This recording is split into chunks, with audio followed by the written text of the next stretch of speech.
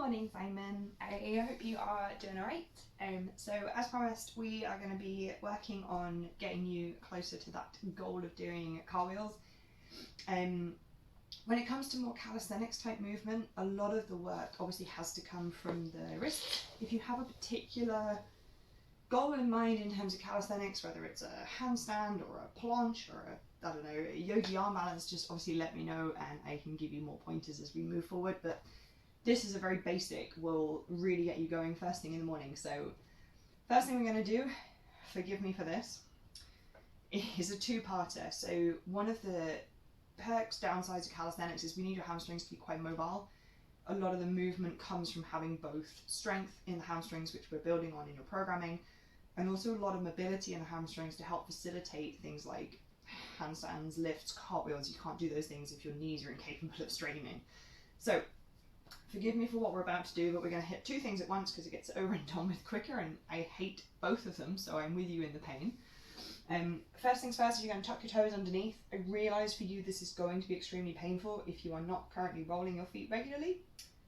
Well, this will be a reminder that that is essential to do. So you are going to tuck your toes under. If this hurts your knees, obviously make sure your knees are comfortable. Bring your hips down onto the heels, toes tucked. Make sure all the toes are tucked. A lot of the times the little toe will kind of escape. Tuck it under. If this is way too intense, bring a cushion and sit on that instead so you're not putting all the weight down through the feet. Okay, this is bad enough. Yeah. Okay, so we're going to work on the wrists at the same time. I want you to bring your hands out in front of you and we're literally just going to pulsate the wrists. Keep going. As big and as small as you can make them. Really waking up the forearms, waking up the hands, waking up the wrists. Hopefully starting to forget about your feet. Keep going. Yes, I know it absolutely sucks. I'm with you. I hate it. 10, 9, keep going. 7, 5, 4, 3, 2, 1. Good. Bring the hands down. Come onto the top of the feet and just gently pat out the top of the feet. Let go of the tension in the toes. I do everything in threes, so guess what you're doing next? Go back again. Tuck the toes, walk the hands back. This time we're going to make it even worse for the hands. I want you to bring them up above you. Go again. Really notice as well which hand slows down first. We all have, a forearm that's stronger, a shoulder that's stronger, a wrist that's stronger, hands that are stronger. Notice if your wrists are starting to get involved and try and keep it as just the fingers.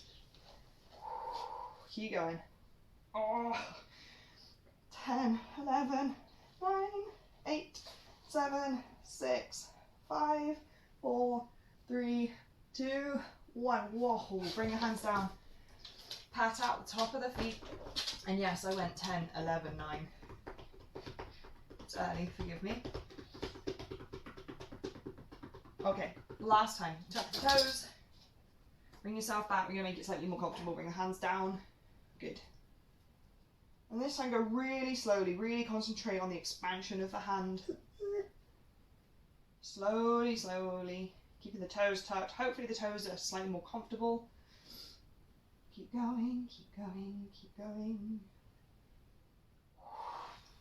10, 9, you're going to help. 7, 6, 5, 4, 3, 2, 1. Okay, shake them out. Bring the hands down and tuck the toes. Okay, we're going to move through a few rounds of cat-cow. So we're going to inhale, lift the gaze up, drop the belly down, pull the shoulders back, so pull the hands back. Exhale, push the ground away, round the spine, gaze goes back. Inhale, belly drops down, gaze lifts. Take a deep breath in. Exhale, push the ground away, round back. One more time. Inhale to lift. Exhale, extend back. Come and find a neutral position. Pull the core in. Extend the left leg back. Right arm goes forward. Keep the thumb pointing up. Good, hold, keep that core active. Maybe lift the leg, but don't lift the leg if you're doing this. Core pulls up. Use your glutes. 3, 2, 1. Replace hand and foot. Good. Swap sides, extend the leg back. Core pulls in. Arm goes forward, thumb points up. Push the ground away, pull the core in, maybe lift the leg.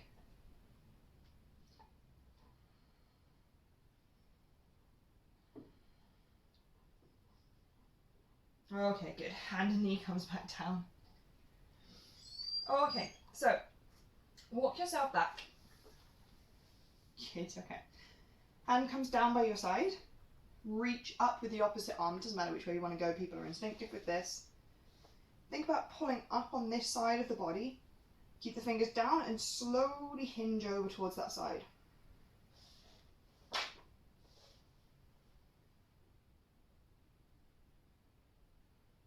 Good, come up, swap sides.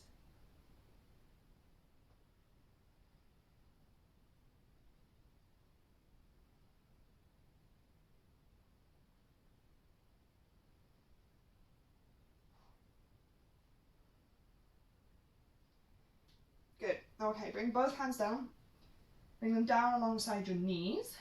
Apologies, we're about to do a yogi core lift. Really good prep for handstands. Really hard to do. So, hands go down. Dome into the shoulders first and foremost. So a bit like you're doing that cat-cow that we just did. So where you would exhale and you really push the ground away, I want you to create that separation across the shoulder blades. Keep pushing the ground away. You should feel your knees start to sort of want to lift because you're creating so much space. Stretch the top of the feet. 5, 4, 3, 2, 1. Good, bring them back down. Okay, next time we do this, we're going to lift up and in. So you're going to create the same domed effect. Push the ground away with the hands. Pull the knees up this time. Squeeze the knees in, use your core. 5, 4, 3, 2, 1. Drop that down. Shake out the wrists. You're going to do that on 2 more times. So as you progress with this, you might find that instead of lifting both knees and keeping both feet down, you might lift both knees and pick one foot up on this side, drop it down, go the other foot. So if you're at that stage, amazing. If you're not, keep going with both feet. So you're going to, again, dome into the upper back, pull the core in and back, push the ground away, lift the knees up, and either keep both feet down or pick up one foot. 5, 4, 3, 2, 1. Drop down. Shake out the hands if you need to. Bring the hands back down again last time. Dome into the back. Push the ground away. Lift up the foot. 5, 4, 3, go on, 2, 1. Good, and drop. Okay, shake out the hands. Making circles. Okay. Make sure your hands in front of you. Good. And then push back into a downward dog shape. So, hands want to be about shoulder width distance apart. You want the wrist creases to line up with the top of the mat. So that position's where your hand wants to be. Elbows are slightly soft. Knees really bend and think hips up.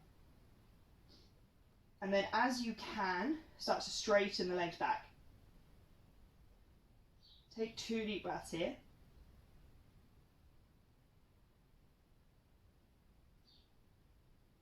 Slowly walk your hands back towards your feet.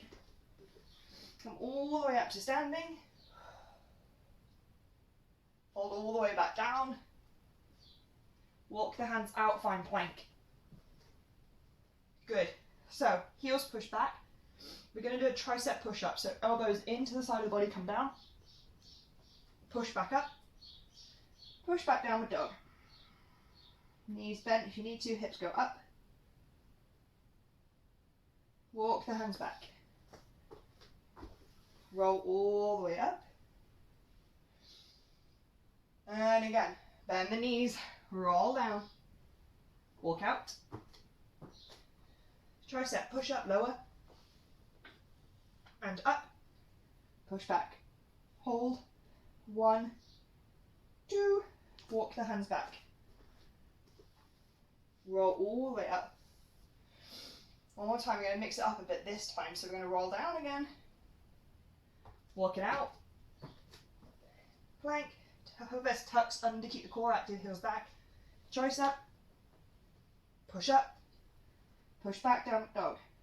Okay, this time, pick up your right foot, heel pushes back, use your glutes. Don't open the hip, square it. And then you're going to pull your knee towards your nose. Start to point the toe. Knee towards nose, use your core. And back up. Knee towards nose, use your core. And back up. 3 more times, knee towards nose. Back up. And again, knee to nose. Back up. Knee to nose. Back up. Good. Replace the foot. If you need to drop, drop. Swap sides when you're ready. Lift the leg up. Hip down. Knee to nose. Back up. Knee to nose. Back up. Knee to nose. Back up. Put the foot down. Whew. Almost out of this position, I promise. Walk the feet wider this time. Walk the hands all the way back. Oh. Turn the toes out as wide as you can. Sink the hips all the way down. Now, you might be looking at me and going, ha, no. That's okay. If you're finding that your heels are really off the floor, first tip is walk wider. A lot of people start with their feet too narrow and it makes it impossible. Walk your feet as wide as you need to. If you still can't get your feet on the ground, grab a cushion or a book and block it underneath so the feet are able to rest into this shape. You're not actively like, ah. Okay. And then we want to look a little bit less like Gollum and try and sit up straight. So you can use the back of the elbows to push the knees out. Bring the fingertips together and just try and lift the chest up, pull the chin back. Take a few breaths here.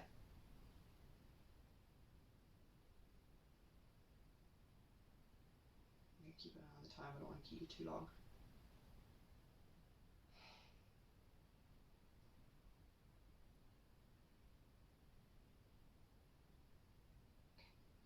Bring the hands down onto your ankles. Last exercise, you're going to stand up as much as you can, keeping your hands on the ankles.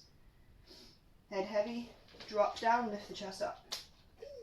2 more like that, lift the hips up. 1, drop down, lift the gaze. 1 more, up. Even Buddy's hating this. And come down. Good. This time, stand up. Walk the feet in. Roll yourself all the way up. Good. And we're just going to swing. Let the arms go loose. Swing the arms around. Maybe bring them up higher. And then just give everything a bit of a shake out. I hope you have a really great day, Simon. I promise it will help a huge amount. And then when we progress on in 6 weeks, we'll move it into handstand drills and things like that. Have a great day.